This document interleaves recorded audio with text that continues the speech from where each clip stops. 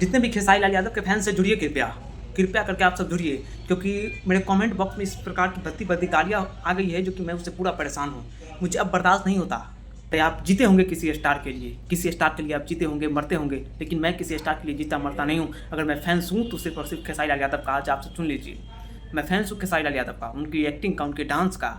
मैं गायकी में पवन सिंह को सुनता हूँ, लेकिन एक्टिंग और कॉमेडी में और डांस में मैं खेसारी लाल यादव को ही जानता हूँ, नहीं पहचानता हूँ।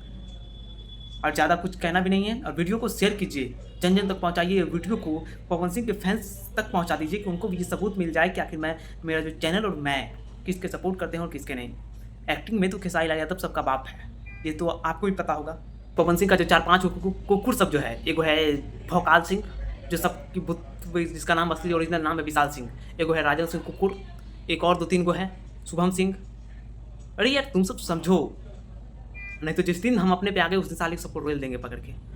शांत रहो तो ज़्यादा बेटर रहेगा, ज़्यादा मेरा दिमाग मत चला कर। बाकी खेसारी लाल यादव के फैन से है कि इस वीडियो को शेयर कर दीजिए, दबा के लाइक ठोकिए, दबा के कमेंट कीजिए। और मिलते हैं नेक्स्ट वीडियो में। खेसारी लाल यादव आप सबको बता दें, खेसारी लाल यादव का एक धमाल सॉन्ग भी आ रहा है जो कि आप सबको सुनने के लिए बहुत ही जल्द मिल जाएगा। जय हिंद।